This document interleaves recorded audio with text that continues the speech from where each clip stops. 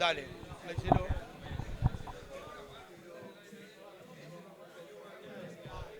Hola, hola.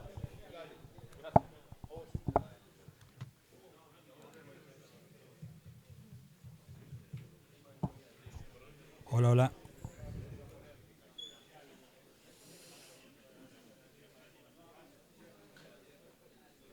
Pucha madre, eso no quería que esté ahí. Bueno, para ver los partidos, ¿verdad?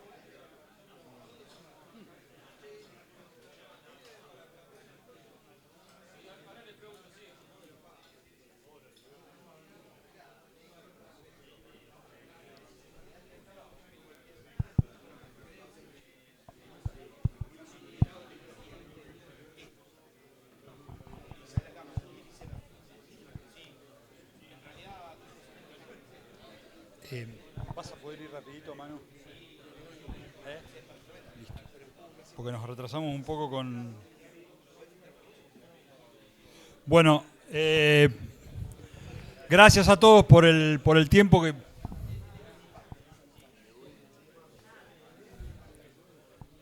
Gracias a todos por volver. Estamos un poquito atrasados con la agenda, así que vamos a tener que movernos un poquito más rápido. Tenemos 3 presentaciones ahora antes del almuerzo.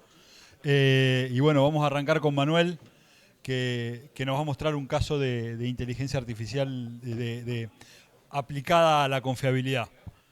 Bueno, espero que la estén pasando bien, comiendo bien, relajados, que es la condición en la que se aprende. Así que, Manu. Gracias. Am, bueno, buenos días.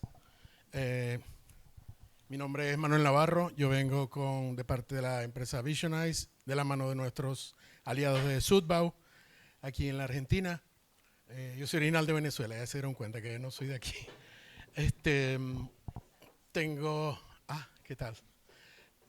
Tengo ya, bueno, un rato viviendo en Estados Unidos y bueno, hoy en día me mantiene ocupado Visionize. Y somos una empresa que básicamente tiene un footprint, una presencia a nivel mundial. Tenemos clientes en el Medio Oriente, en Norteamérica, por supuesto. Y de la mano de Sudbau estamos transitando al mercado latino. Y bueno, gracias a Guille por concedernos este espacio. Y bueno, tengo que darle rapid pace aquí. Entonces, bueno, yo tenía elaborado un material, va a estar a la disposición de ustedes, para explicar más o menos de dónde venimos, qué es lo que hacemos. Pero haciendo la historia larga a corta, nosotros básicamente somos una empresa que ofrecemos una plataforma utilizando información, datos, para darle al operador, al dueño de planta, al gerente, a quien sufre el día a día de la caída de los equipos, de una herramienta que le permita tener un ojo sobre cada uno de los activos críticos del proceso y tener alertas predictivas, diagnósticas de cuándo ese equipo se va a caer. Ya explico cómo funciona esto. Esto es para elaborar un poco con quiénes trabajamos, con quién estamos asociados, etcétera, etcétera. Voy al grano, aquí. La diapositiva está medio complicada de leer, pero en resumidas cuentas, nosotros lo que hacemos es que utilizamos toda la información relevante a ese proceso o a ese activo que queremos monitorear, incluyendo y no limitado a el PNID, especificaciones técnicas del equipo, curvas de desempeño, marca, modelo. Nosotros ya tenemos modelos inteligentes prefabricados para cada tipo de activo. Intercambiadores de calor, motores, turbocompresores y todo lo relevante. Columnas de destilación, crackers, etcétera, etcétera. Entonces, ¿qué es lo que hacemos con esa data? El modelo inteligente se educa, se entrena con una data histórica de alrededor de 2 años, siempre y cuando esa data esté en algún silo, esté organizada. Primero hay que hacer un poco de higiene con esa data, ¿ok? Y verificar que los tags estén bien identificados y que toda la información esté contextualizada. De otra manera, tenemos que tomarnos la tarea de contextualizar esa data. Todos los planos, todos los dibujos, cualquier información es relevante. Reportes hechos a mano, ¿ok? De inspecciones en sitio, análisis de vibración. Toda la información relevante que tenga que ver con ese activo, hay que digerirla, hay que tomarla.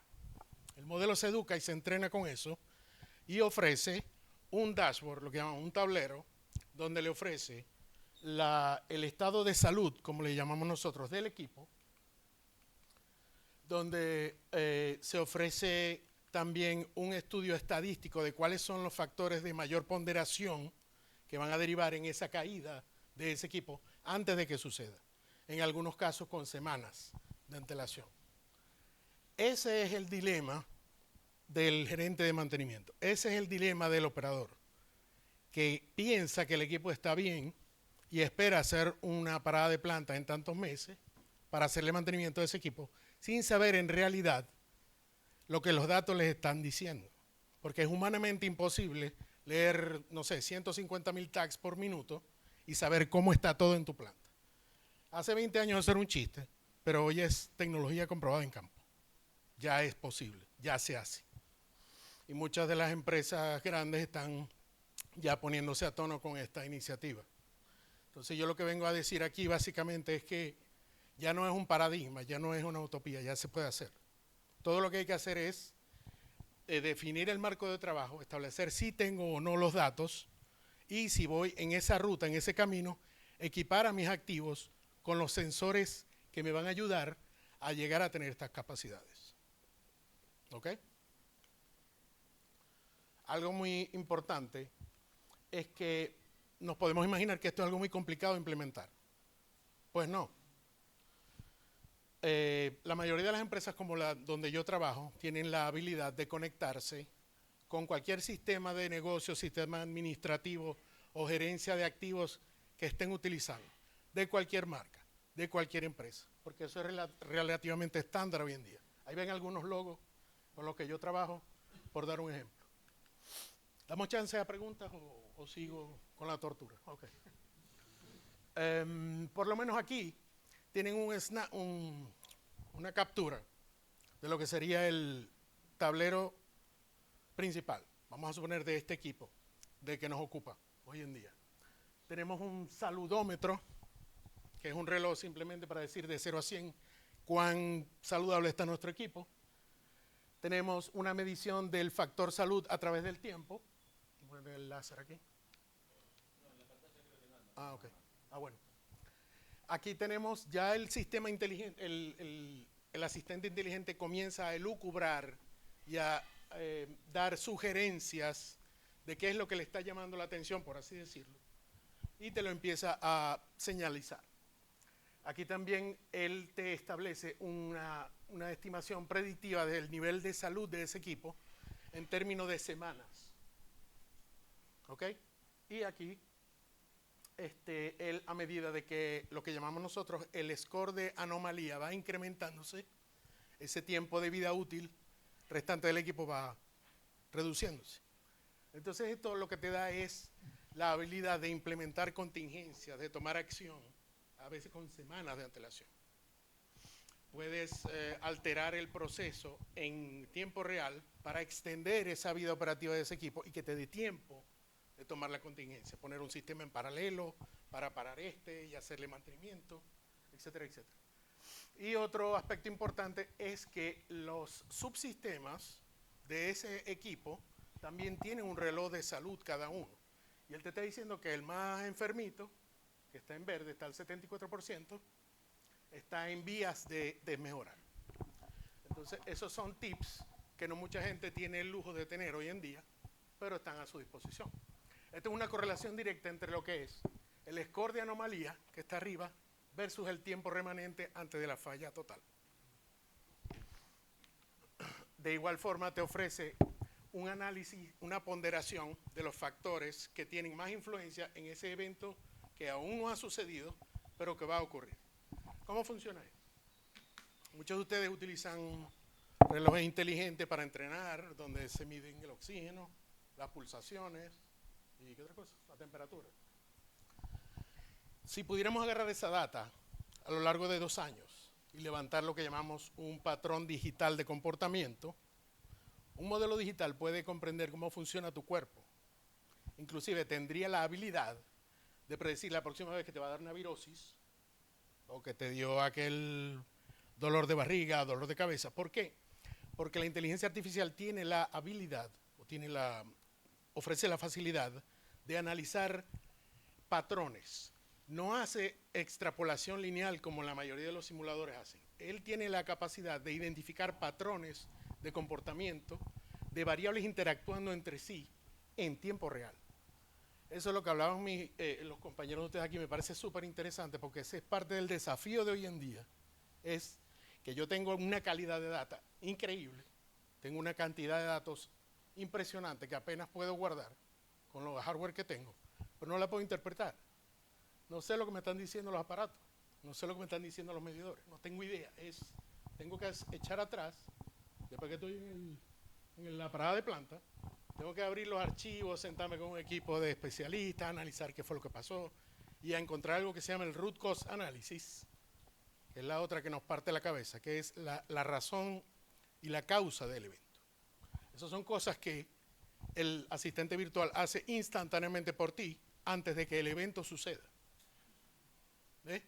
Entonces, volviendo al caso del reloj inteligente, el modelo de inteligencia artificial lo que hace es ver cómo interactúan las variables entre sí cuando derivaron en ese momento fatal, en ese momento en la parada de planta o en tu virosis, en tu fiebre la última vez. Ya el modelo te reconoce, levantó un patrón digital del comportamiento de tu cuerpo. Y sucede igual con las bombas, con los compresores, con sistemas completos, con compresores multietapa y para de contar. Todo es simulable, todo es predecible. De nuevo, esto es un cálculo estadístico.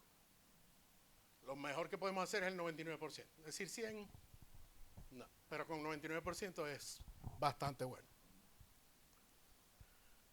Para los que les gusta la Fórmula 1, por ejemplo, saben que esa es la cúspide de la tecnología automotriz. Si ustedes miran de cerca cuán complicado es uno de esos autos, sería imposible, literalmente imposible, echar esos autos a andar sin inteligencia artificial. Ya hoy en día no podrían. No podrían. Esa gente maneja millones de datos por segundo. Por eso es que el carro tiene antenas hasta debajo de los neumáticos. Porque son sensores que están registrando variables que la inteligencia artificial ayuda a que el vehículo se desempeñe óptimamente y se rompa lo menos posible. Inclusive se rompe. Pero siendo un vehículo tan complicado, sin tecnología, sería imposible que el auto dé una vuelta al circuito. Imposible.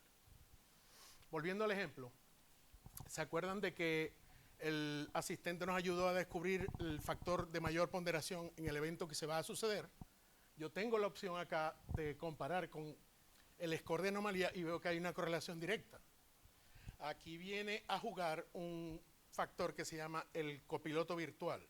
El copiloto virtual no es otra cosa que un asistente GenAI, que es como su ChatGPT, pero no es abierto al conocimiento público, sino que está entrenado y documentado con tus análisis, con tus procedimientos operacionales, con tus estándares de mantenimiento, con las notas de tu SAP, con las notas de tu máximo. Toda la información relevante que yo te pedí al principio está a la punta de tus dedos acá y está siendo leída e interpretada por ese asistente. Entonces, aquí tenemos a este muchacho que contrataron ayer, que está en la sala de control, y pregunta inocentemente, ¿cómo va a suceder esto? ¿Cuál es la situación acá? En plano español lo puede preguntar. Y él le va a hacer un desglose estadístico de cuáles son los factores que van a influir en ese evento, e inclusive él puede preguntar, ay, ¿cómo resuelvo esto? Y le da una descripción, unas instrucciones prescriptivas de cuáles son los pasos a tomar. Ese es uno de los... ¿Cómo voy con el reloj? Ya me pasé. Muy bien. Tengo otro par de casos, pero lo que me quería era volver a hacer énfasis es en el hecho de que hace 20 años esto era un chiste, ahorita es tecnología tangible, accesible, y hay muchas empresas que se están anotando en esta onda. Esto sería una muy buena solución para empezar a mejorar esos números de performance, de desempeño de los departamentos de mantenimiento y operaciones. Esto hace simplemente más productiva la operación, atajando los problemas a tiempo, viendo las cosas venir, planificar mejor. En algunas instancias, por ejemplo, ustedes saben de eso mejor que yo, algunas paradas de planta, la gente descubre cuando destapa el equipo que estaba como nuevo, pero ya gastaste en cuadrilla, ya gastaste en transporte, ya gastaste en contratista, y lo vas a cerrar, no le hiciste nada. Porque no interpretas la data con la que él está hablando, cómo se está comunicando él, con lo que te dicen los sensores, los tags. Es humanamente imposible interpretar esa información. Pero hoy en día, este tipo de asistentes es una herramienta invaluable para el que está el responsable de la operación y del mantenimiento. Otra cosa relevante. Bueno, estas son cosas, lo que llaman uno en inglés eye candy, son cosas adicionales que trae la plataforma, es la habilidad de visualizar una réplica en 3D de la planta donde la información está contextualizada. ¿Qué quiero decir yo con eso? Que ahí ven los tags, ¿verdad?, de los sensores, de la parte relevante del proceso. Ahí ven que hay un compresor en código, lo que llamamos un código semáforo, en rojo, que está pidiendo auxilio porque está grave. O sea, evidentemente se va a caer. Entonces, al hacer clic allí, tenemos un dashboard, una ventana que se abre con los KPIs, valores de variables de proceso relevantes, y también podemos hacer un análisis en el sistema en el diagrama de proceso, cosas relevantes como descubrir de que la potencia que necesita el compresor se está incrementando porque hay un incremento en la vibración. Todo, entonces es fácil con un asistente así ver la correlación de factores y atacar el problema en su raíz.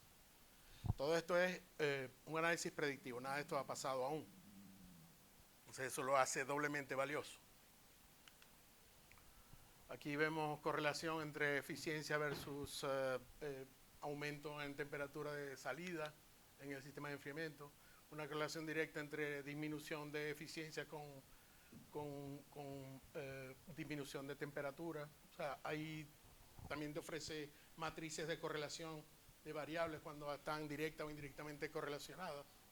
Y eso ayuda mucho. Eso es un factor determinante en atacar los problemas y minimizar. Esto aquí es acerca de minimizar el impacto de tener que parar el proceso por no tener una idea de lo que venía.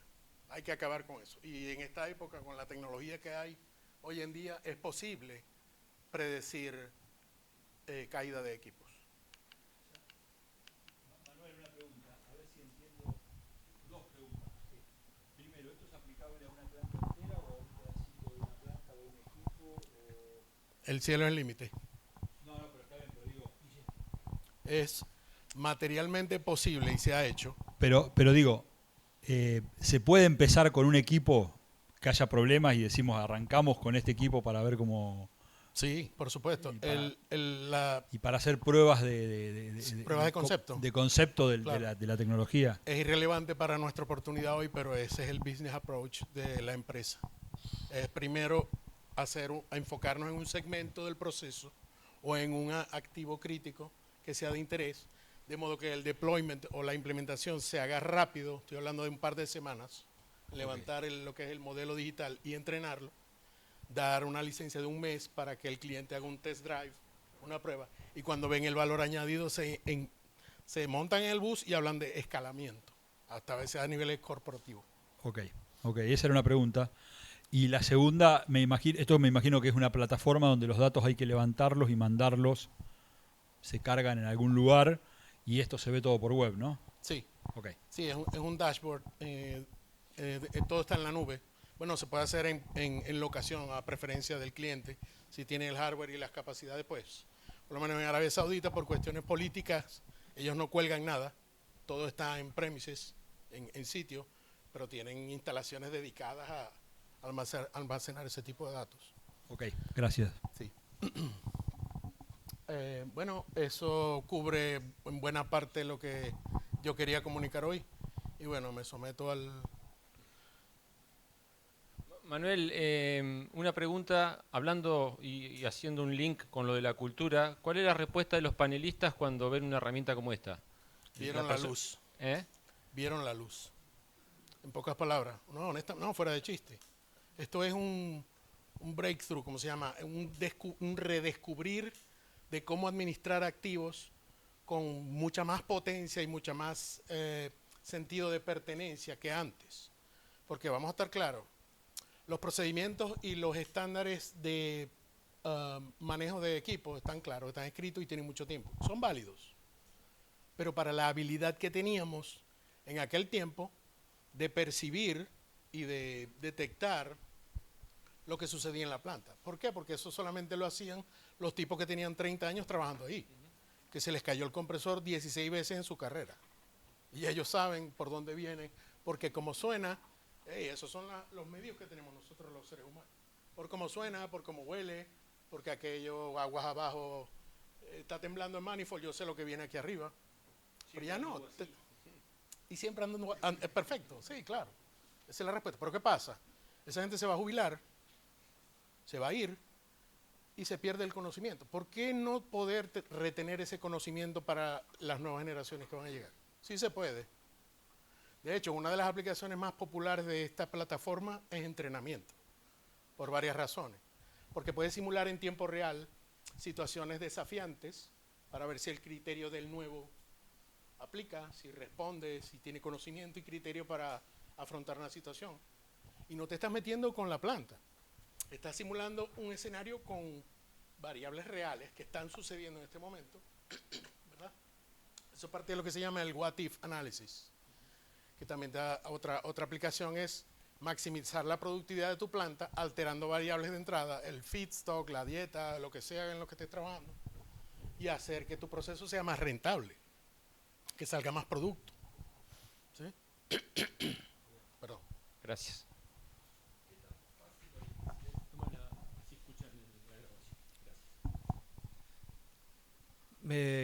¿Qué tan fácil o difícil es cargarle los PNID, procedimientos, informes? Eso O es, sea, para asegurarte de que lo interprete bien. eso es el único esfuerzo que requerimos de aquel lado de la mesa. Es la cooperación de suministrar la información. Como esté. Trabajamos con reportes escritos a mano. Los PNID, otra cosa, los PNID de ustedes, que estaban en... se vuelven inteligentes. ¿Cómo? En una pantalla, en tu diagrama 2D de tu proceso, el software es capaz de detectar puntos de conexión y dónde está qué tag linkeado a qué proceso o a qué activo. Pero solo tienes que dármelos. Por supuesto, eso va acompañado de una descripción del proceso, que eso es parte de la interacción inicial, ¿verdad? Bien. Pero todo eso se puede levantar, como esté. Ok. Gracias.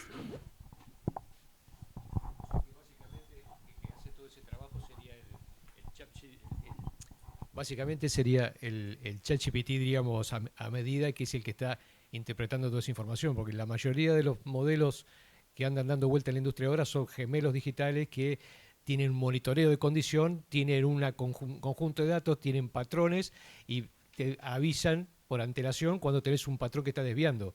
Pero correlacionarlo con los PNID, con los procedimientos y con el historial de mantenimiento ya es harina de otro costal. Es correcto.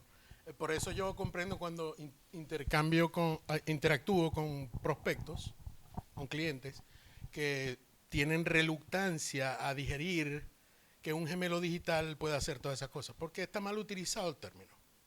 Un gemelo digital es una réplica viva de tu planta que es capaz de replicar comportamientos y desviaciones con los parámetros de tus activos sometidos al contexto donde están trabajando.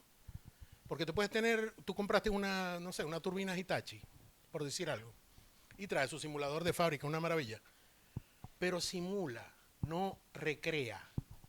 Esa es la diferencia entre lo que hace la inteligencia artificial y un simulador. Un simulador usa fundamentos técnicos, los principios, los first principles de la física y la termodinámica, lo que sea, pero sigue una regla, son extrapolaciones, son cálculos que se quedan allí. No tienen en cuenta ni el contexto, ni en realidad cómo se desempeña el equipo conectado a ese sistema donde está. Es ahí la diferencia.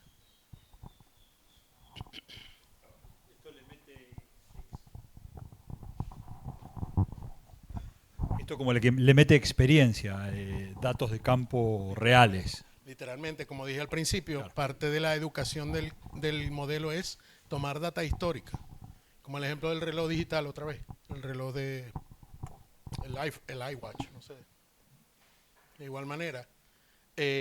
Por supuesto, el modelo se levanta con fundamentos técnicos de ingeniería y de física, de cómo funcionan las cosas. Eso es parte del entrenamiento. Pero el factor de la data histórica para educar cómo se comporta esa bomba de esa marca en este sistema, sometido a estas condiciones, perdón, eso no te lo ofrece el simulador. ¿Y quién asegura que los datos cargados mantengan la esencia del sistema? Estoy hablando de la sintaxis, para que después no lo interprete mal. Bueno, todo es esto de nuevo, esto es un análisis estadístico, ¿ok? El comportamiento del activo lo va a dictar su historia a través del tiempo. Si las condiciones cambian, las condiciones de proceso, más carga, cambios en aguas arriba, todos esos cambios hay que entrenar al modelo para que contemple esos nuevos cambios. No sé si respondo la pregunta. No, no, digo por otro lado, que los datos de la manera que los cargamos sean los correctos para que después lo interpreten técnicamente como pretenden. Esa información se tiene que validar con el cliente. O sea, tenemos que establecer en blanco y negro que la información que me está dando tiene, en el contexto en que me lo está dando, cubre las expectativas y las necesidades que yo tengo para simular lo que queremos simular.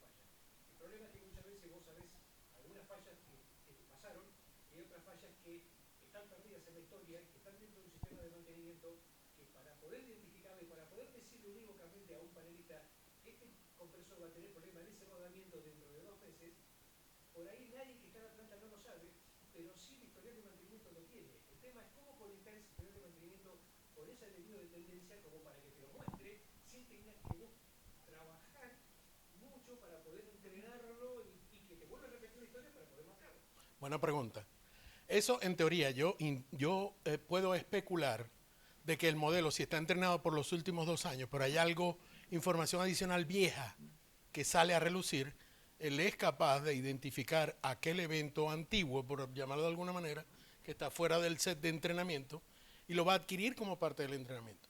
Va a ser un nuevo comportamiento que se registró más allá de 2 años atrás, pero que también forma parte del mismo individuo que está siendo monitoreado. Al entrar la data, él te va a decir, hey, ya hay algo viejo que yo no sabía. Ahí, sí, en el dashboard te va a aparecer.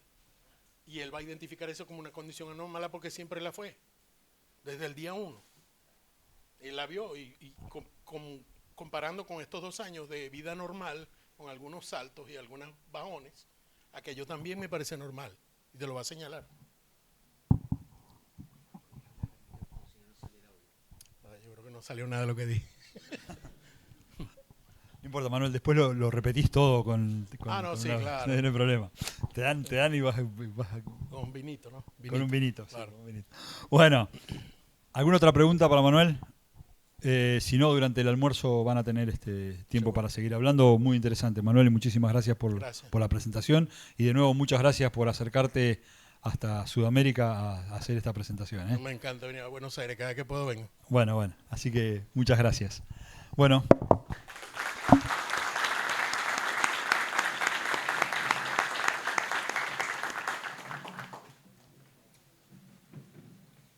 Bueno, ahora seguimos con Intevi.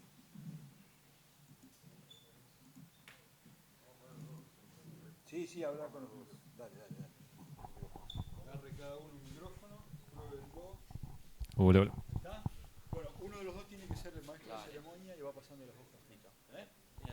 Bueno, entonces ahora va a estar Intevi, que nos va a hablar también de unos casos de innovación en monitoreo de condiciones de equipo rotativo y tecnologías nuevas que están aplicando en la empresa. Así que chicos, adelante, muchas gracias. Bueno, buenos días a todos. Mi nombre es Juan Francisco Rodríguez, soy el coordinador del área de mantenimiento predictivo de la empresa y junto con Jonathan Raspante, que es el coordinador del área de ingeniería, vamos a estar dando esta presentación que se llama de innovación en el monitoreo de condición de los equipos rotantes. Bueno, les contaba un poquito, digamos, la empresa somos un equipo que estamos orientados a brindar soluciones de ingeniería a la industria. Siempre nos basamos como fundamento en el mantenimiento predictivo y tratando siempre de combinar las distintas técnicas o tecnologías que lo componen, en pos, digamos, de llegar a la mejor solución posible que pueda satisfacer, digamos, a la necesidad del cliente. Contamos con un equipo muy especializado que nos permite, digamos, nos da la capacidad de abordar problemas que son de índole complejo, que por ahí van un poco más allá de los problemas típicos de lo que es el predictivo. Y bueno, gracias a este equipo realmente podemos estudiar y darle una vueltita de rosca más, digamos, a los problemas comunes. Bueno, buen día. Vamos a dividir un poquito toda esta presentación, que serían estos 3 ejes temáticos que presentamos acá, como para darle un hilo. Primero vamos a ver cambios y mejoras en la tecnología FFT, o sea, mejora en capacidad y alternativas de medición con nuevos adquisiciones, digamos, cómo ha cambiado la adquisición de datos desde el pasado que utilizamos este método a hoy en día que tenemos.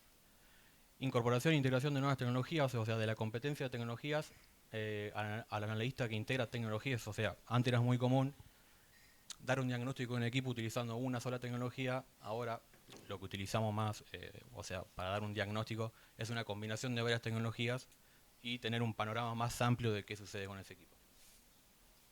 Bueno, y por último, un cambio en el enfoque de la tarea de analista de vibraciones, o sea, del diagnóstico únicamente a la solución integrada. El cambio, digamos, en la visión que ha tenido el analista, al integrar tantas tecnologías, ha aprendido a usar muchos otros métodos, a buscar por otro lado, digamos, los posibles problemas. Entonces tiene una visión más amplia y ya no solo va con un problema, sino que también a lo mejor va con un problema y una posible solución de dónde proviene ese problema.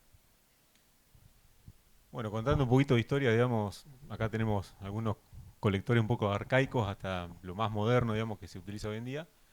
Antiguamente para ir al analista, lo más básico era, agarro el colector, me voy hasta campo, mido la máquina, me traigo un espectro hasta la oficina, lo analizo y propongo un diagnóstico, ¿no? Bueno, a través del tiempo los colectores fueron evolucionando, lógicamente con toda la tecnología, y fueron incorporando nuevas herramientas. Por ejemplo, como sería el caso de un espectro con PeakView, que es un espectro, digamos, de la gente de Emerson, o un envolvente, que es más o menos lo mismo, que no deja de ser un espectro filtrado, que toma el espectro tradicional, le aplica un filtro y ya con eso podemos tener un poquito más de información que nos permite adelantarnos un poco más al diagnóstico tradicional. O te incorpora herramientas como por ejemplo la detección por promedios sincrónicos, que ya a todo esto le sumo un fototacómetro del mismo colector que ya tengo. Puedo sincronizar la señal de vibración con el giro del eje y puedo detectar, por ejemplo, si yo tuviese un defecto en alguna parte del eje o algún dentado, por ejemplo, de una rueda, decir, bueno, tengo el golpe de vibración que tengo, lo tengo en este punto. Bueno, capaz que con eso ya puedo realizar un seguimiento. Bueno, vamos a ver un caso más adelante, un caso de ejemplo de este tipo de tecnología. Y después también están lo que son los colectores multicanal, que ya permiten, digamos, obtener no solamente una señal, sino múltiples señales en simultáneo, poder historizarlas. Y además, este tipo de colectores te dan la posibilidad o la versatilidad de no solamente incluir lo que son señales de vibración, sino que le puedo incluir cualquier señal que esté a disposición, como por ejemplo, no sé, una presión, una temperatura, amperaje de algún motor. Bueno, y todo esto nos permite realizar, digamos, un monitoreo integral a la máquina y poder, digamos, sacar más información para dar un diagnóstico más certero y preciso. Además, en el caso de lo que son las señales de vibración, estos colectores permiten un postprocesamiento. O sea, yo me fui con una idea a campo, decir, bueno, voy a analizar la máquina, voy a obtener esta y esta variable de vibración. Cuando llego de campo me doy cuenta que quizás hubiese sido necesario, digamos, obtener una más. Bueno, este colector me permite realizar un postprocesamiento y obtenerla por el tipo de forma digamos, de guardado de datos, que además es, digamos, digamos, tiene una gran capacidad, por lo tanto yo puedo monitorear una máquina por horas, días, semanas, digamos. Todo lo que me permita, en este caso, digamos, el disco rígido de la máquina. Bueno, acá queremos mostrar un poco las tecnologías que se utilizan hoy en día para hacer estos diagnósticos de los equipos. Colector y analizador de vibraciones, que es lo que ha estado mencionando Fran ahora en la diapositiva anterior. Luego también cámara RI, más que nada con el módulo Motion Amplification. No vamos a entrar mucho en detalle porque después va a venir una presentación sobre esto. Pero bueno, nosotros lo utilizamos, o lo que podemos hacer con esto es magnificar las vibraciones, digamos, cómo se está moviendo ese equipo con lo que nosotros vamos a medir. O sea, antes vamos con el colector, medimos punto a punto y obtenemos los valores de vibraciones puntuales. Con esto es más fácil de entender porque estamos viendo cómo se está moviendo el equipo cuando está vibrando. Bueno, ultrasonido y cámara acústica. Ultrasonido ya también es más conocido, se puede utilizar para hacer el engrase de equipo y demás, pero bueno, cámara acústica es algo más actual. La segunda foto es lo que representa, o sea, con la cámara acústica lo que podemos obtener es un ruido desde lo audible, digamos, hasta lo subsónico, y detectar de dónde proviene ese ruido en un video o en una fotografía o en un mapa, como se ve acá. Muestra de dónde proviene el sonido en un mapa de color. En este caso en la foto se ve un ruido eléctrico, pero bueno, se le utiliza mucho para pérdidas de gases en cañerías, pérdidas de vacío, cualquier frecuencia que nosotros queramos detectar, si la conocemos del sonido podemos detectarla de dónde proviene. Termografía, bueno, antes era muy común ir con un pirómetro a campo y obtener un valor de temperatura puntual. Con lo que podemos hacer con la termografía ya no solo un valor de temperatura, sino que una imagen térmica, digamos, un mapa térmico del equipo, y eso ir comparándolo mes a mes con otro mapa térmico que ya tomamos y haciendo un seguimiento del equipo a ver cómo evoluciona la temperatura en todo el cuerpo del equipo. Simulación computacional, que lo vamos a estar viendo un poquito más adelante con unos ejemplos. Medición de torque inalámbrico, que hoy, gracias también a los sensores inalámbricos, ya también podemos medir no solo las vibraciones laterales de los equipos, vibraciones radiales, sino que también las torsionales, y así podemos evaluar vibraciones que está soportando un acoplamiento o lo que sea. Bueno, la adquisición de datos multicanales, que lo mencionaba Fran recién, ya no solo lo usamos para adquirir vibraciones, sino que en el mismo colector podemos adquirir mucha cantidad de otro tipo de datos, presión, temperatura, caudales, lo que sea, y podemos cruzarlos y ver cómo se relacionan entre sí. Bueno, y acá yendo un poquito a casos de aplicación, digamos, nuestra idea era contar un poco nuestra experiencia, casos que nos ha tocado resolver, casos complejos, digamos, no lo típico de lo que sería un predictivo, que justamente lo que incorporamos acá es todo el cruzamiento o, digamos, la combinación de técnicas para poder llegar a una solución. En este caso que vamos a mostrar acá es un ventilador de torre de enfriamiento de una planta que presentaba dos problemas principales.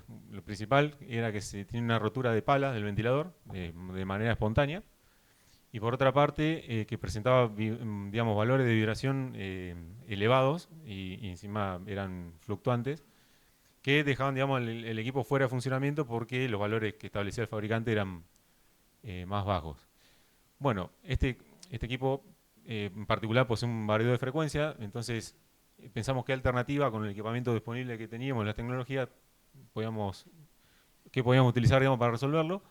Y comenzamos por montar, digamos, un monitoreo continuo al ventilador con múltiples canales de vibraciones, y montamos, digamos, tanto en la estructura propia del ventilador como en la caja reductora.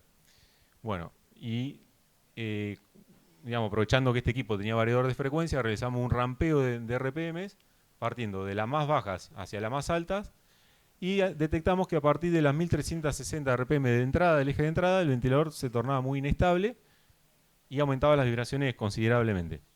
Bueno, haciendo análisis espectral, detectamos que las vibraciones se disparaban por una frecuencia en particular, que en este caso era de 920 ciclos por minuto. Y bueno, entonces pensando un poco en correlacionar esto con la rotura de las palas, dijimos, agreguemos algún dato más, midamos frecuencias naturales y ensayemos las palas, digamos, propias del ventilador, a ver si podemos correlacionarlo con esta frecuencia. Y efectivamente, la frecuencia natural de las palas era muy cercana a esta frecuencia, que era la que aumentaba cuando se disparaban las vibraciones, que era de aproximadamente 900 ciclos por minuto. Entonces, bueno, pensamos en alguna solución, digamos, rápida, decir, bueno, limitemos la velocidad de operación del ventilador, así evitamos esta rotura de pala. Pero ¿qué pasa? Terminaba afectando a la capacidad, digamos, de refrigeración de la torre y por ende a la capacidad de producción de la planta. Entonces no era una solución viable. Y pensamos con una alternativa. Bueno, acá en esta imagen se muestra una filmación con la cámara REDI, que un poco lo que mencionaba Jonathan y posterior, digamos, lo vamos a estar viendo, en la cual se amplifica los movimientos y se genera un movimiento de cámara lenta y se filtra esta frecuencia en particular y se puede ver los movimientos que tenía el ventilador, la estructura, y la solución que propusimos, que fue la de montar un absorbedor dinámico, que es un dispositivo de tipo masa resorte, que se lo sintoniza a una frecuencia determinada, en este caso la de interés, que es la de 920, y termina, digamos, vibrando el dispositivo y de alguna manera absorbiendo las vibraciones o el movimiento general del equipo. Bueno, finalmente la solución fue efectiva, digamos, logramos sacar la limitación de velocidad que tenía el ventilador, quedando en un rango, digamos, operable, o sea, con valores de vibración aceptable, y evitando de esta manera la rotura de las palas. Bueno, este es otro caso similar al que estaba hablando Fran.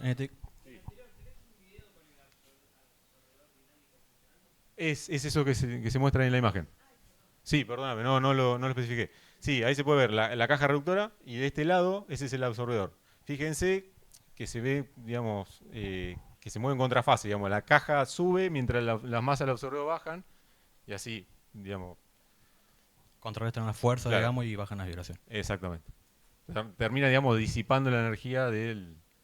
Sí.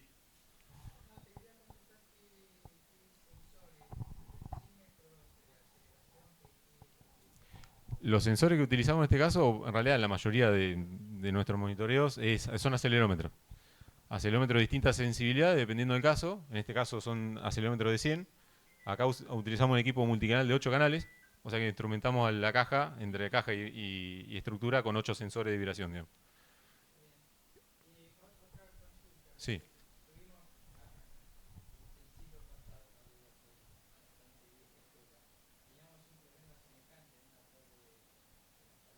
Ujú.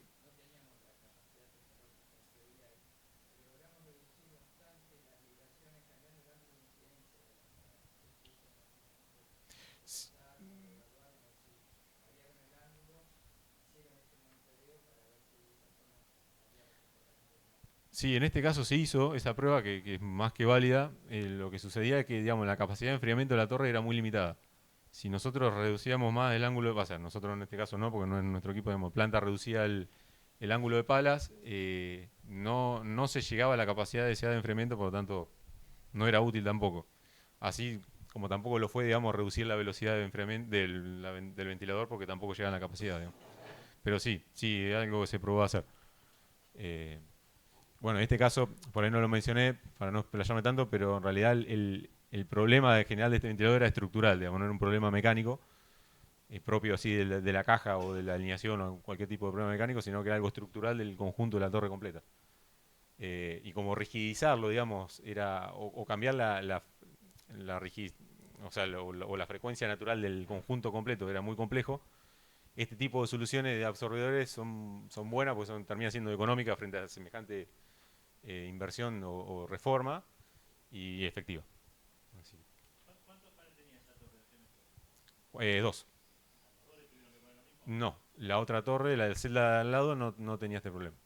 ¿Y estaba en la misma estructura? Sí. Fue un problema, la verdad que era un problema bastante complejo. Ahora, la torre vecina no tenía variador de frecuencia, esta sí. Tampoco fue un problema que tuvo siempre, digamos. Pasa que son torres viejas, digamos, antiguas, que con el mismo desgaste de material van apareciendo estos tipos de frecuencias. No, o sea, tiene una construcción, depende del lugar donde se vaya a montar, se lo trata de construir con materiales que resistan, digamos. Sí, cuando se lo diseña se le hace un estudio de fatiga, digamos, para ver que el absorbedor no se rompa porque tiene altas amplitudes vibratorias. Pero bueno, en este caso que está dentro de una torre se lo hizo galvanizado, digamos, para que soporte más, y también se lo puso en una caja estanca, después estaba todo tapado. Y bueno, la idea es cualquier condición de que se afloje un poquito, se oxide y le dé más soltura, cambia su sintonización y ya dejaría de funcionar, tendríamos que volver a entrar a resintonizar. Pero si no se rompe y queda bien sintonizado, duraría. Bueno, en este caso también trata también de un absorbedor dinámico. En este caso serían bombas de torre, que bueno, desde planta nos habían comunicado que el problema podía venir o de la fosa de succión o cómo estaba anclada la bomba, digamos, a la fundación. Eso es lo que decía el fabricante de la bomba. La propuesta nuestra fue, primero, ir a hacer un monitoreo continuo, digamos, de los parámetros de la bomba, no solo de la bomba que presentaba problemas, porque son 3 bombas iguales, de las cuales una presentaba problemas de altas vibraciones, las otras no tanto. Entonces le hicimos un monitoreo a todas las bombas, porque eran muy análogas, digamos, para ver cómo se comportaban. Y esto es lo que adquirimos, digamos, cuando hacemos un monitoreo continuo de varios canales, en este caso vibraciones. Acá hay monitoreadas 2 bombas y te muestra en la primera parte, no se ve bien la definición, pero con una sola bomba, la bomba 1 en marcha, cómo se comportan las vibraciones, luego con la bomba 2, y se puede ver claramente, registrando vibraciones en la bomba 2, cuando está la bomba 1 en marcha, la tendencia rosa, digamos, son las vibraciones de la bomba 2. Como tenemos elevadas vibraciones ya con bomba parada. Luego con bomba 2 en marcha, obviamente esas vibraciones aumentan, y luego con bomba 1 y 2 se empieza a formar como un batido cuando están las dos en marcha, que las vibraciones de una se van sumando con la otra y generan esa oscilación. Esto, digamos, ya analizándolo, es un comportamiento muy típico de algo que esté en resonancia, no que tenga problemas más que nada en los anclajes o en la succión, sino que el sistema está en resonancia. Por lo tanto, acá donde se plantea ver cómo solucionar esto, digamos, quitando la resonancia del sistema. Hay formas, digamos, lo que podría hacerse es, como encontramos de un BAM test, digamos, que la frecuencia resonante era igual a la 1 por o muy cerquita, se nos sintoniza con la frecuencia de giro. Lo que siempre se intenta atacar, digamos, es la causa. O sea, o variamos la RPM para apartarnos de ahí, que sería algo bueno, pero bueno, en este caso no se puede hacer porque no tenemos variador. O de otra forma sería o rigidizar o agregar masa, tampoco se puede hacer porque no tenemos, o sea, son bombas de gran porte, no podemos hacer eso. Por lo tanto, también ahí, en vez de atacar la causa, atacamos la consecuencia, que son las altas vibraciones. Y ahí es donde se plantea agregar un absorbedor de vibraciones. Acá es un absorbedor de vibraciones mucho más pequeño de lo que era el que mostraba recién Fran, de la torre. Y lo que se hace también, se pasa un programa de simulación, se diseña un absorbedor que se pueda acoplar a este motor, con una masa específica para este tipo de motor, tenemos que saber la masa. Y la frecuencia a la cual la queremos sintonizar, se sacan los planos del mismo programa, se manda a fabricar y luego se hace la instalación y la sintonización del absorbedor también adquiriendo datos ya de vibraciones sobre el absorbedor, sobre el equipo, hasta alcanzar una condición favorable, digamos, que bajen las vibraciones. Bueno, acá se ve en el espectro, se ve poco, pero bueno, se ve como la vibración de esta frecuencia natural baja de 9 veces, porque estaba como en 9 milímetros, bajó a 1. Bueno, y esto es lo que le mencionaba al principio, que sería medición de vibraciones torsionales. Este sería el equipo, el TorqueTrack. Y consta, digamos, de un transmisor, una batería y un strain gauge pegados a 180 grados sobre el eje, con los cuales podemos medir torque y vibraciones torsionales que se dan en el eje. Bueno, todo esto es inalámbrico porque abajo tenemos la antena del cual manda la señal al receptor y mientras hacemos la medición, bueno, vamos midiendo RPM. En este caso, bueno, todo esto que va al receptor después lo conectamos a nuestro adquisidor de datos, en el cual además de estar midiendo torque y vibraciones torsionales, estamos adquiriendo vibraciones, estamos adquiriendo corriente del motor, RPM, y bueno, también podríamos haberle sumado muchos datos más, porque podríamos haber puesto temperatura del caudal que pasa, presiones, lo que sea. En este caso, con estos datos fueron suficientes, y lo que se hace es todo un barrido de RPM para ver cómo se comporta. En este caso interesaba solo vibraciones torsionales para ver cómo se comportaba estas vibraciones. Y mientras vos vas haciendo el corrido, se ven esos picos que se forman, son cuando pasamos por una zona resonante, digamos, torsional, y es ahí cuando se puede recomendar, digamos, a planta, en este caso que tenemos un variador, no quedarnos fijos por mucho tiempo en esa RPM, porque ahí justo estamos en una condición resonante. Aumentan las vibraciones torsionales y por lo tanto el eje sufre más.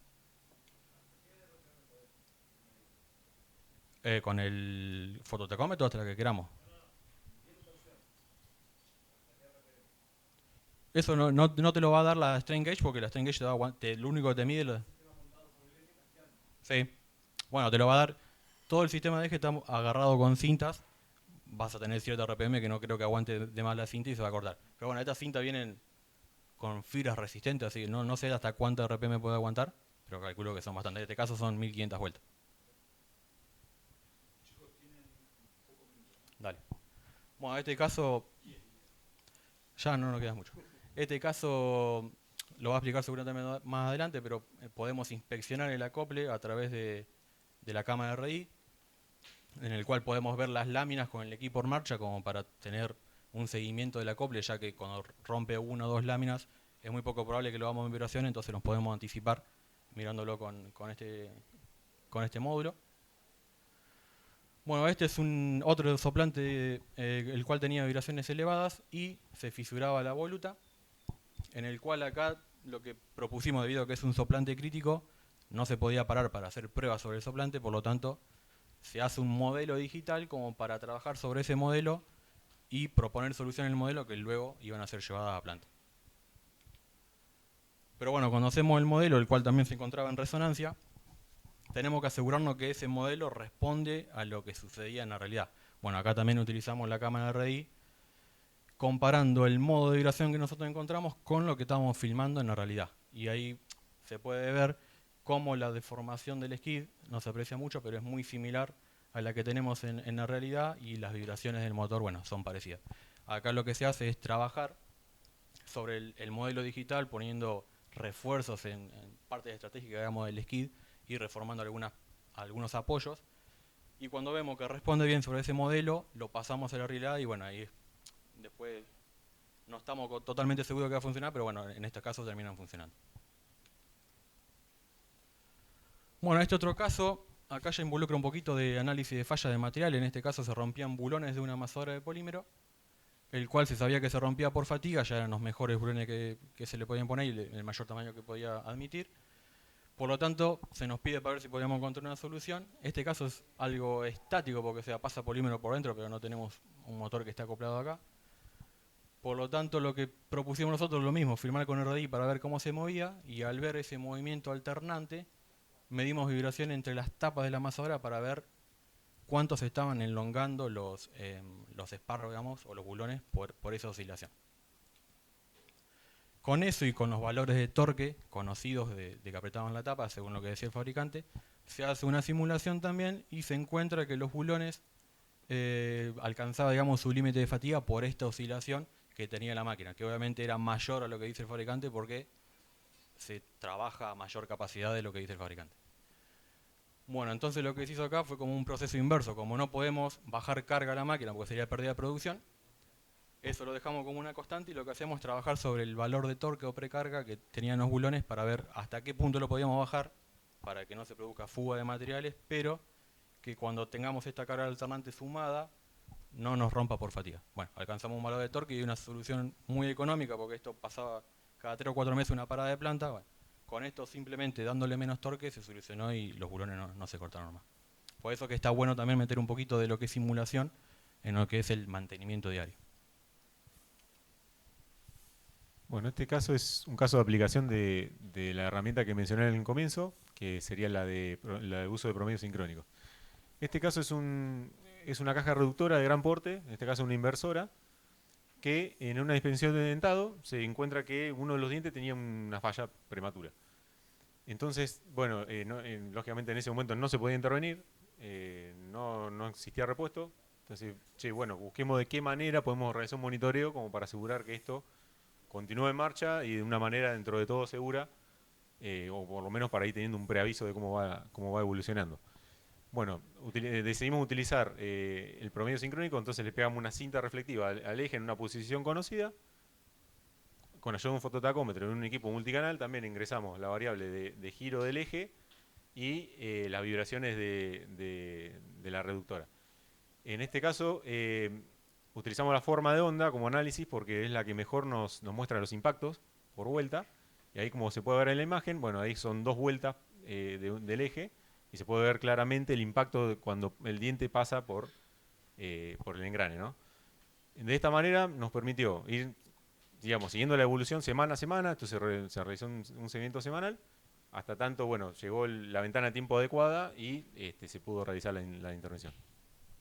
Vamos a la última diapositiva, sí, que son 2 minutos más. Sí, para que pasemos este ejemplo más. Que es más que la última diapositiva, que es más que nada lo que estamos pensando de cómo seguir trabajando. debido, digamos, a toda esta gran cantidad de tecnología que hemos adquirido, digamos, sensores inalámbricos, que nos traen mucha cantidad de datos, no solo de vibraciones, sino que datos variados de proceso, ya es muy difícil que una cabeza humana, digamos, pueda interpretar todo y que sea analizado. Entonces ahí ya es cuando empieza a aparecer lo que hablaban recién del Machine Learning y la IA. Digamos, podemos tener sensores inalámbricos conectados que nos suben datos a la nube, pero hoy por hoy, o lo que se está intentando cambiar, hoy el analista de vibraciones, digamos, va mirando tendencia por tendencia de cada uno de los motores y decidiendo cuál está bien y cuál está mal. Lo que se pretende ahora es, con esta gran cantidad de datos que están llegando, o sea, enseñarle a la máquina para saber distinguir cuándo tenemos un problema real a cuándo un aumento de vibraciones o un aumento de temperatura se debe a algo del proceso, y que eso lo entienda como algo de proceso y no un problema mecánico, y no nos saque a nosotros y nosotros solamente podamos analizar lo que en sí es un problema real. Sí, y darle más énfasis, digamos, a solucionar ese tipo de problemas. Y bueno, a modo de conclusión, digamos, queremos destacar que la mejor solución, sobre todo en este tipo de problemas complejos, nunca se va a dar por la utilización de una sola técnica o tecnología, sino más bien como una combinación, digamos, y aprovechar todos los recursos que sean posibles y todo lo que van a ir apareciendo a través del tiempo, ¿no? Bueno, que también que la tecnología nos ha ido avanzando y nos ha ido ayudando a poder resolver problemas cada vez más complejos. Un poco tomando el caso que decías del tema de lo de la torre, que antes era imposible poder verlo. Bueno, gracias a toda esta herramienta, hoy en día hay muchas cosas que antes no podíamos ver que ahora sí se pueden atacar. Y que bueno, que la aparición de la inteligencia artificial nos está permitiendo, digamos, procesar numerosa o grande cantidad de datos que antes era imposible por una sola cabeza, cruzar distintas variables que antes era imposible porque el cerebro tiene ciertas limitaciones, y que nos va a permitir al analista poder enfocarnos realmente en lo que es interesante, el problema que lo necesita, y pasar por alto aquello que realmente no lo requiere. Bueno, no sé si alguna duda o pregunta que podamos dejar. Sí, decime. Buen día. Gracias.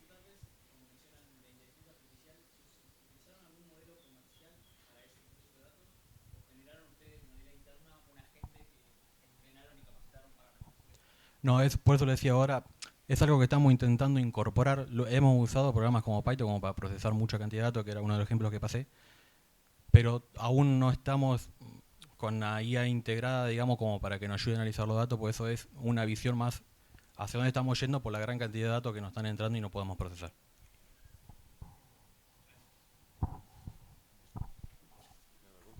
Bueno, muchas gracias a todos por la atención. Chicos, muchísimas gracias.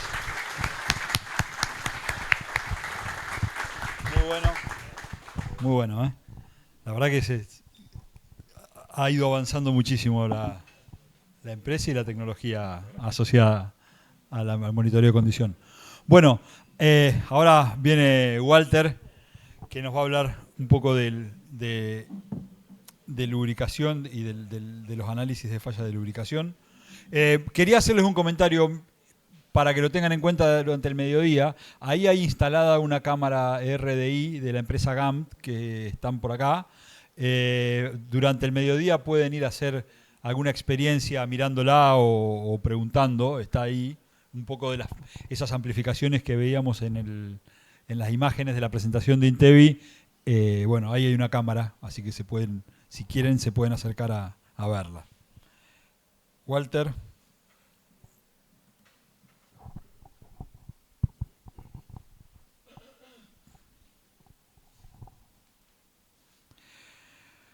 Bueno, adelante, Walter, gracias. Muchas gracias, Guillermo. Buen día a todos. Muchas gracias por la invitación, Guillermo, y también a Fermín. Yo voy a hablar sobre los rangos de utilidad de técnicas que se usan en el monitoreo de equipos lubricados. Para eso voy a contarles un caso que fue el que disparó, digamos, esta presentación. Es una situación real, ocurrió hace unos años. Un equipo de 2000 HP de potencia, una caja reductora de baja velocidad, 5 millones de euros de valor, anduvo 10 minutos y los filtros de partículas colapsaron del sistema hidráulico. El tamaño bueno, ahí se puede ver el tamaño del cárter, entraba una persona parada con tranquilidad.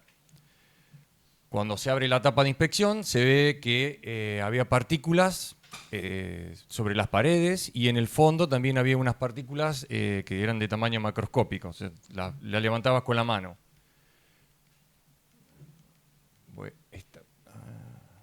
No, a ver, me quedó mal.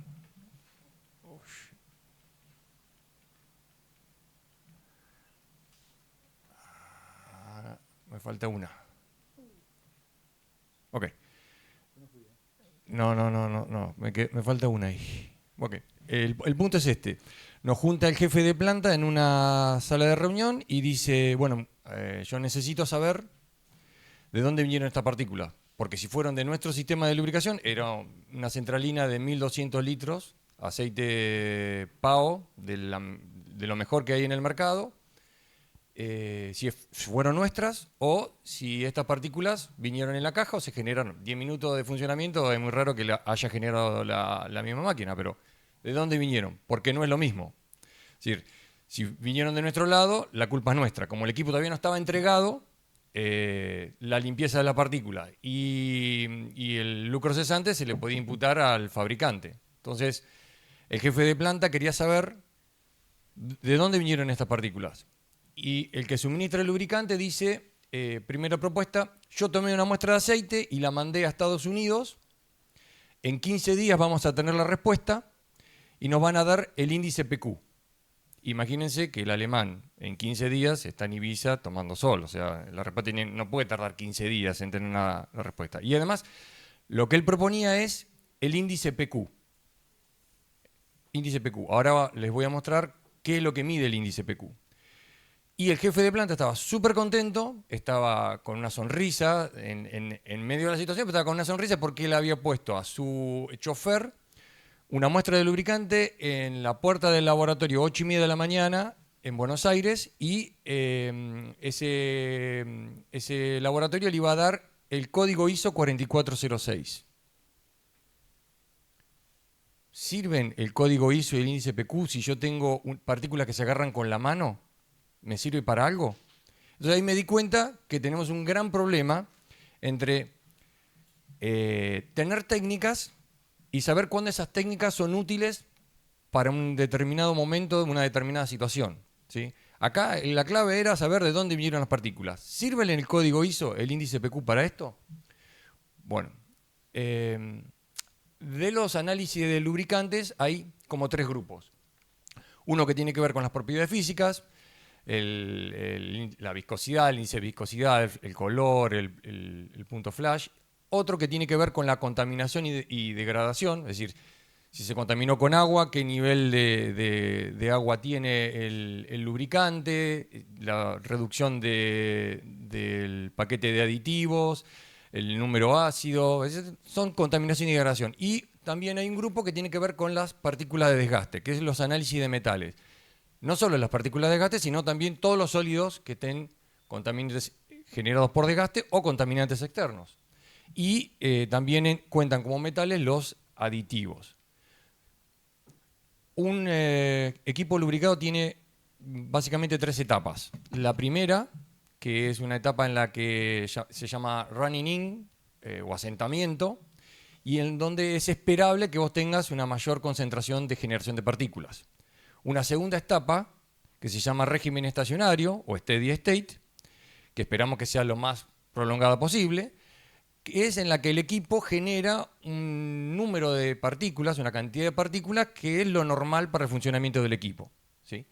Si hay un cambio de aceite, fíjense, el cambio de aceite hace que baje la cantidad de partículas, pero rápidamente, con el tiempo, vuelve a su régimen de funcionamiento, a su régimen estacionario. Y vos sabés que un determinado equipo, una caja reductora, genera partículas del orden de 17, 15, 11.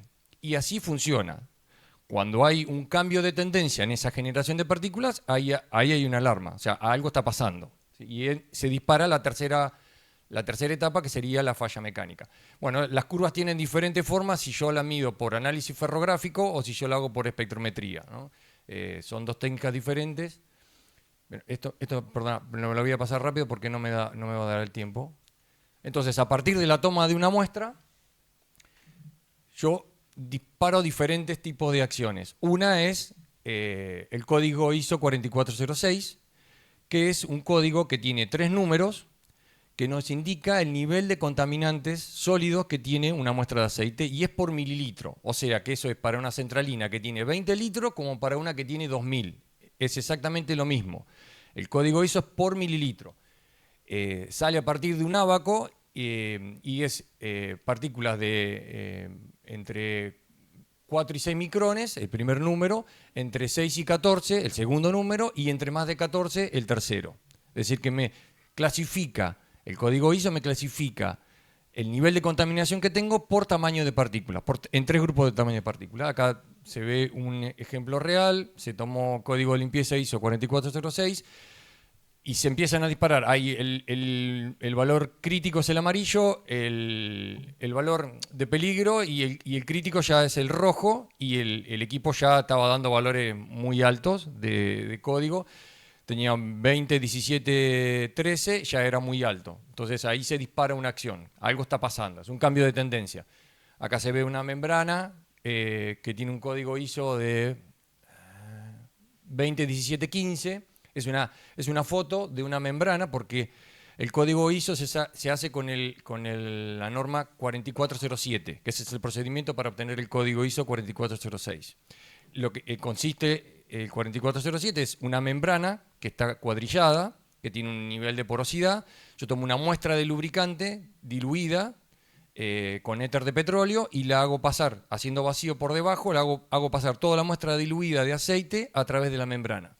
Entonces, a partir de los contaminantes que queden sólidos en la membrana, yo tomo una imagen a 100 por y la comparo con un manual que tenga ya fotos codificadas. Y yo puedo comparar la imagen que yo tengo con respecto a esa y decir, o inferir cuál es el código ISO de mi fluido.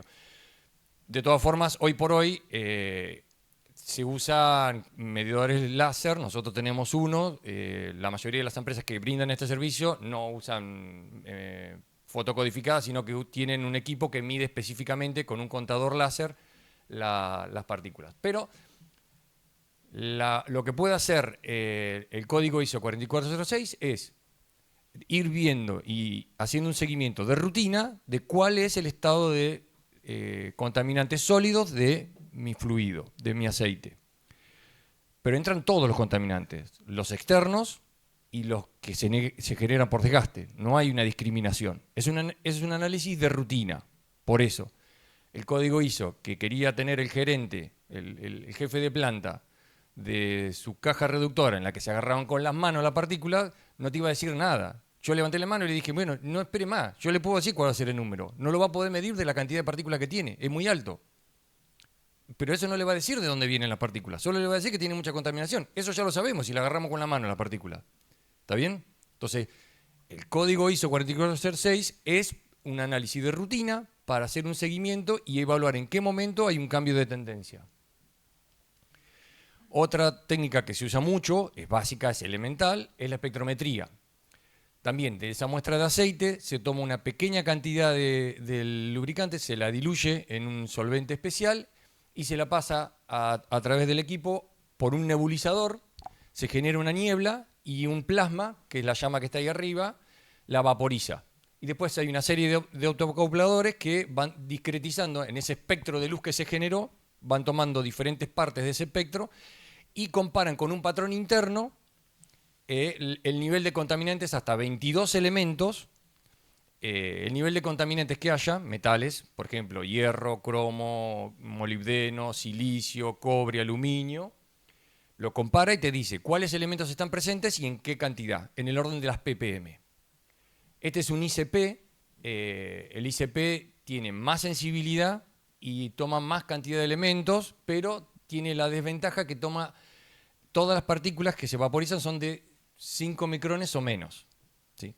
Es cierto que si vos tenés, como vimos en el código ISO, vos tenés partículas grandes y partículas pequeñas, la tendencia es la misma, pero solo toma hasta 5 micrones. Hay otra técnica de espectrometría que toma valores un poco más altos de tamaño de partículas, pero si bien te da el hierro, el cromo y eventualmente el molibdeno, te da todo un conjunto de elementos. No te dicen cómo están combinados, ¿sí? No te dice qué tipo de desgaste está ocurriendo. Otra vez, esta es una técnica de rutina, es un ensayo, es un análisis bastante económico comparativamente con lo que vamos a ver después. Se usa de rutina, me va a decir cambio de tendencia.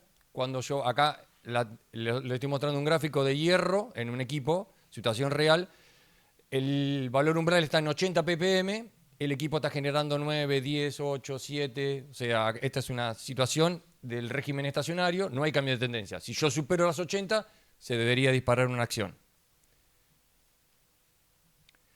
En algunos equipos, especialmente los que tienen mucha cantidad de partículas ferrosas o que tienen muchos componentes ferrosos, se utiliza lo que se llama índice PQ, y el equipo que mide el índice PQ es Particle Quantifier, se está cuantificando partículas ferrosas. Es un magnetómetro.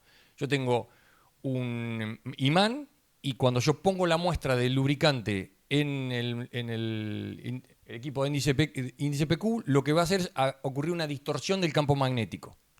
Y eso lo compara con unos valores hasta 500 que son arbitrarios. Entonces te dice más o menos cuánto hay. Vos podés hacer un seguimiento y checar cómo va evolucionando tu generación de partículas ferrosas a lo largo del tiempo. También es posible inferir con espectrometría y el índice PQ el tipo de falla que está ocurriendo, pero es una estimación. Ya tiene una norma, es la D8120 del 17, esta técnica, y también, otra vez, permite detectar un cambio de tendencia, pero la desventaja que tiene es que solo para ferrosos magnéticos, ¿sí? No los austeníticos, no los de cobre, no los de aluminio. Ahora bien, entonces, ese es el índice PQ. ¿Se acuerdan al comienzo que el proveedor de lubricante dice, yo mandé a Estados Unidos a hacer una muestra, dentro de 15 días vamos a tener el valor de índice PQ? ¿Qué resultado iba a tener el gerente de planta con el índice PQ? Un número arbitrario que dice tenía un montón de desgaste, pero no dice de dónde salieron esas partículas, qué mecanismo las generó. Eso no lo dice. No lo dice ni el índice PQ ni el código ISO, ¿sí? Porque esas son técnicas que son de rutina. Significa que yo la hago cada cierto intervalo de tiempo, pido este tipo de evaluaciones, además de la viscosidad y demás, depende del tipo de equipo que sea, pero no me van a decir dónde está ocurriendo el problema, me van a decir que hay un problema. Cuando hay un cambio de tendencia, se utiliza desde la década del 70 un análisis que se llama análisis ferrográfico. El análisis ferrográfico lo que hace es, a una muestra de lubricante diluida, se la hace pasar a través de un campo magnético corriendo aguas abajo a través de un slide de microscopio, de vidrio transparente. Entonces, por efectos del campo magnético, te empiezan a quedar más arriba las partículas más grandes, porque son las más magnéticas. Las siguientes, un poquito más chiquita, más chiquita, más chiquita, más chiquita, te quedan alineadas. Y finalmente, en el fondo del ferrograma te van quedando los silicatos, los carbonatos, por efecto de la fricción que se le está yendo el vehículo que las lleva a esas partículas, quedan en el fondo del ferrograma. Las fibras, los elementos que no son cobre, aluminio, que no son magnéticos, van quedando en el fondo del ferrograma. Y te queda un ferrograma como ese que les estoy mostrando ahí. Es un slide de microscopio con el ferrograma y se ve que las más grandes están al comienzo. Eso tiene un montón de partículas, es una muestra muy, muy contaminada. Y eso lo llevo al microscopio óptico y puedo ver una cosa como esa de partículas, y si le hago un tratamiento térmico veo ahí lo que está en azul es acero, se ven también partículas esféricas, hay alguna partícula de abrasión. Entonces, la ferrografía, que es una técnica más costosa que las que vimos antes, no es una técnica para hacerla de rutina. Podés hacerla de rutina, pero va a ser una fortuna. O sea, una ferrografía no cuesta menos de $120. ¿Sí? Como para hacerla de rutina en varios equipos es un montón. Es una técnica que se usa cuando yo tengo un cambio de tendencia. Cuando hay un cambio de tendencia, la ferrografía me permite identificar qué mecanismo de desgaste está funcionando, porque cada mecanismo de desgaste genera una partícula que tiene un aspecto, una morfología específica. Entonces yo identifico la forma de la partícula e identifico el mecanismo de desgaste. Acá le estoy mostrando algunos ejemplos. Esto es arriba rodadura de deslizamiento, abrasión de dos cuerpos, partículas esféricas indican fatiga de contacto, puede ser en una rueda dentada, puede ser en un rodamiento, partículas laminares también abonan a la fatiga de contacto. Esas son partículas que se llaman normal rubbing wear, son partículas menores a 5 micrones que por efecto del campo magnético se magnetizan y te quedan esa filita así toda compacta. Y los no ferrosos, que no tienen una forma específica, son muy deformadas. Por otro lado están los contaminantes externos. Así se ven los inorgánicos, los silicatos, arena, óxido de silicio. Los polímeros son esas formas que se ven medias transparentes. Las fibras que vienen del filtro y los óxidos negros que pueden venir en los silicatos o generarse durante el andar del equipo. Me traen una muestra, necesitamos analizar esta muestra. Yo la analizo y lo que veo es una torta de sólidos. O sea, hay una cantidad gigantesca de partículas. Entonces pregunto, che, ¿esta muestra de dónde vino? No, hicimos una intervención en el equipo y esta es de la tapa de asentamiento. Bueno, no. A ver, esta técnica no sirve para la tapa de asentamiento. Porque en la tapa de asentamiento ya dijimos que es esperable que vos tengas una cantidad mayor de partículas. Vos lo que tenés que hacer es hacer el seguimiento por código ISO. A ver en qué momento llega al régimen estacionario. Si vos ves que no llega al régimen estacionario, en general se monitorea por temperatura. Si vos ves que la temperatura se va escapando y no llega al régimen estacionario, entonces corre un riñón filtrante, sacale una cantidad de partículas un poco más importante para que yo tenga una muestra que pueda ver algo. Porque acá la cantidad de partículas es tan grande que no se ve nada, no se distingue nada. ¿Sí? Es como aquella situación del jefe de planta original, ¿no? Entonces, la ferrografía no sirve para esta etapa, ¿no? En cambio, en otro momento, caja reductora 2000 HP, centralina de 1000 litros, detectan vibración en una posición, mandan una muestra de aceite, lo que se ve son, las azules son partículas metálicas de acero, laminares, más un montón de partículas esféricas de menos de 8 micrones, y óxido negro. Eso no está hablando de fatiga de contacto por rodadura. Entonces, esto es fatiga de contacto por rodadura. Desarman el equipo y se ve un daño de fatiga de contacto en la pista externa. ¿Sí? Entonces, esta técnica sirve en esta etapa para decirme, hay un problema, ¿cuál es el problema? ¿Desarmo o no desarmo? También, esa que te mostré la ferrografía es de la década del 70, fines de los 70. En los 90, la Fuerza Aérea de Estados Unidos le pidió a una empresa que se llama Lockheed que genere un sistema que se llama sistema experto. Es decir, en la anterior tenés que tener el ojo entrenado para identificar los mecanismos de desgaste. Con este equipo hay un algoritmo interno que discrimina, toma 100 imágenes por segundo a medida que va pasando la muestra y discretiza 4 mecanismos de desgaste diferentes, te dice cuánta cantidad de ese mecanismo hay de partículas por mililitro de aceite, te da el código ISO 4406, te da el volumen libre de agua y el volumen de aire. Así que, y te muestra todas las partículas por encima de 20 micrones, te muestra todas las partículas de cada mecanismo. Eso viene con autosampler, nosotros no lo tenemos con autosampler, nosotros usamos esta técnica para complementar la anterior, porque la anterior sigue siendo válida. ¿Cuándo? Otra cosa que se usa también es la trampa magnética. Hay algunas personas, gente de mantenimiento que utiliza la trampa magnética para capturar partículas y mandarla a analizar. El problema con la trampa magnética, que es buenísima para retirar material, que solo toma o solo captura las partículas que son más grandes, las más magnetizables, las que están encima de 200 micrones. Entonces, vos te empezás a posicionar muy cerca de la posición de falla. Cuando vos detectás un cambio acá, ya está, prácticamente es empezar a pensar en cambiar el equipo o a parar el equipo para hacer un cambio. No hay posibilidad de tomar ninguna otra toma de medida de remediación, ¿sí? Entonces, la trampa magnética sirve como apoyo, como componente. ¿Qué pasa si yo tengo un sistema que tiene múltiples componentes, como cojinetes de fricción, rodamientos, hay ruedas dentadas, bueno, ¿cómo sé yo de dónde está ocurriendo? Porque la espectrometría me decía, hay un pico de hierro y un pico de cromo. Ahora, bueno, ok, hierro-cromo puede ser una rueda dentada, puede ser un rodamiento.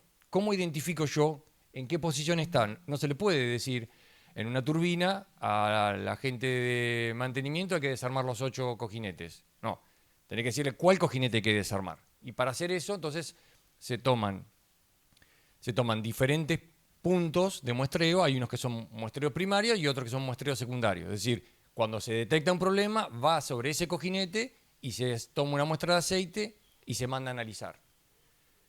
Y a la ferrografía, como se la mostré, separando las partículas sólidas del lubricante, las traemos al microscopio electrónico. Y en el microscopio electrónico, lo que podemos hacer es identificar la partícula que yo ya vi en la ferrografía en el microscopio óptico.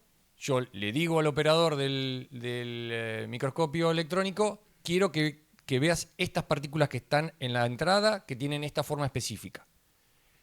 Bueno, acá les muestro partículas esféricas, los inorgánicos se ven así, los laminares, las partículas de deslizamiento, los óxidos, las partículas de abrasión son viruta, ¿sí? Tienen ese aspecto, tienen un aspecto tridimensional, y la mayor capacidad que tiene el equipo es que te permite hacer lo que se llama microcomposición química puntual. Es decir, yo le puedo pedir al equipo que me diga en este elemento qué elementos están presentes. Entonces yo sé una partícula de fatiga de contacto si tiene cromo, hierro, molibdeno. Si tiene hierro, cromo, molibdeno es un 4140. Si tiene hierro, cromo, níquel es un 8620. Si tiene solo hierro, cromo y mucho carbono es un rodamiento. Y no es lo mismo una rueda dentada que un rodamiento. ¿Sí? El rodamiento no espera, anda pensando en conseguir otro. Una rueda dentada, bueno, por ahí con un riñón filtrante puedes tirar hasta la parada de planta y hacer tomar una decisión que te permita tomar un poco más de tiempo, ¿no? Entonces, saber dónde está el problema en equipos que son muy sofisticados y que son críticos es clave. Te lo muestro con un ejemplo.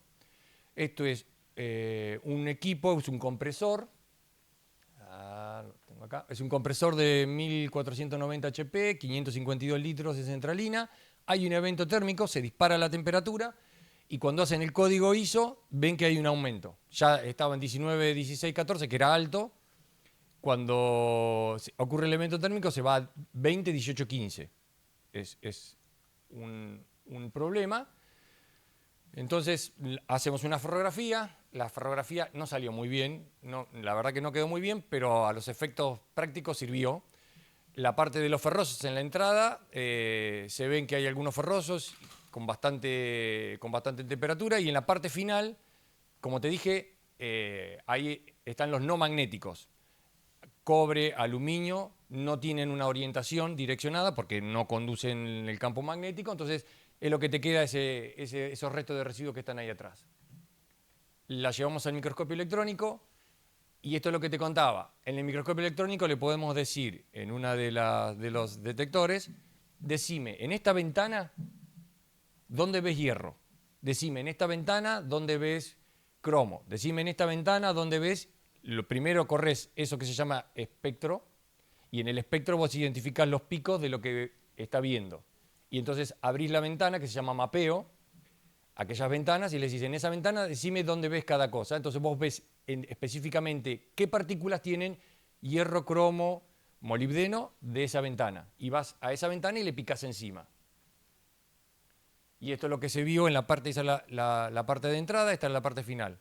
Se ve mucho cobre, esas partículas azules coinciden con las partículas más grandes que están ahí, había mucho cobre, entonces le decimos, acá hay un problema en un cojinete de fricción. Desarman el equipo y el cojinete estaba completamente barrido. ¿Sí? Sí, lo que vieron por vibración o lo vieron por código ISO, pero lo confirmaron con la ferrografía. Entonces, ¿cómo resolvimos el tema de la caja de los 10 minutos de 5 millones de euros? Tomamos una muestra de las partículas, la llevamos al microscopio y lo que vimos fue dos grupos de partículas diferentes. Un grupo de partículas de abrasión y otro grupo de partículas que eran de deslizamiento.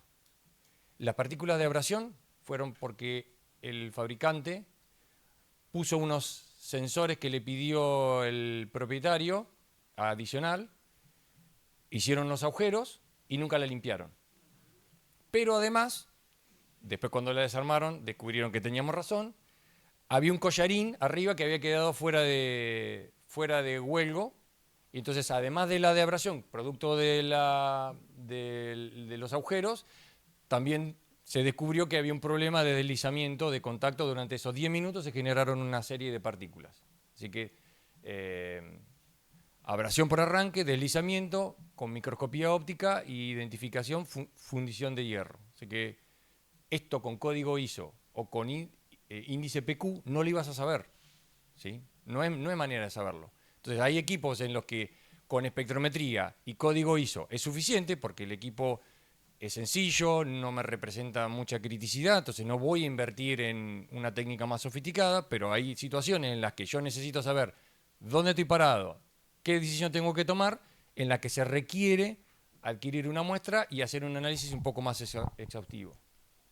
Entonces, en resumen, ¿cuánta contaminación hay? Nos lo dice el código ISO 4406. ¿Qué metales hay en el fluido? Lo puedo saber con espectrometría. ¿Cuánto hierro total hay de ese análisis? Es complementario la espectrometría con el índice PQ, me lo da el Particle Quantifier. ¿Qué mecanismo es el que está generando el desgaste? Lo puedo saber a través de la ferrografía analítica, la ferrografía inteligente. ¿Y de qué material son las partículas? Se hace con el microscopio electrónico con microcomposición química puntual. Entonces, la información correcta permite tomar decisiones correctas, ¿no? Bueno, nosotros estamos en el campus de la universidad en Paligüe, con un edificio que nos construyó la universidad hace un par de años. Es el edificio más nuevo que tiene la universidad.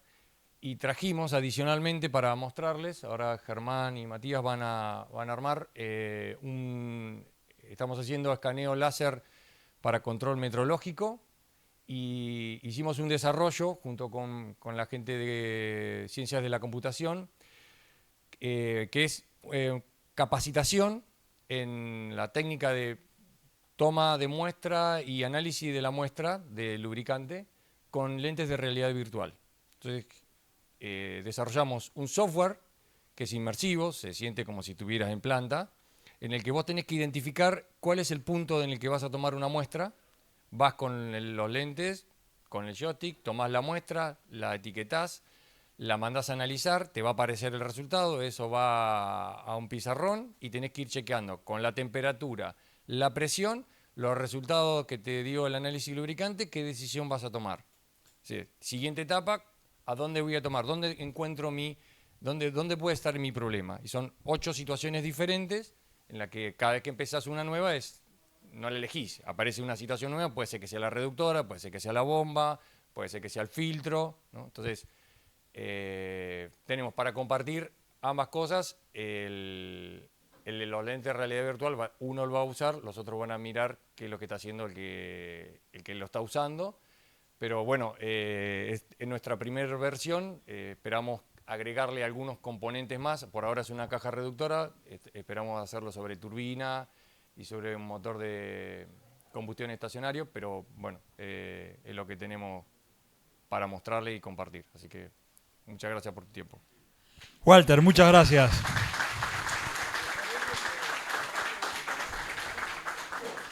Entonces, no sé si tiene alguna pregunta para Walter. Si no, ya estamos yéndonos a comer. Y recuerden, está la cámara ahí, que la pueden ver. Y Walter van a tener también los lentes de realidad virtual, que lo van a estar proyectando en la pantalla grande, ¿no? Sí, esa era la idea. Que uno lo use y los otros puedan ver en la pantalla qué es lo que está haciendo y en tal caso criticarlo y orientarlo o lo que sea. Ok. Bueno, la comida es afuera, son las 12:15, le recuperamos unos minutos. 1:10, 1:05, 1:10 arrancamos de nuevo, 1:05, arrancamos de nuevo. Así llegamos bien a hacerlo de la tarde. Bueno, esperen que disfruten de la comida.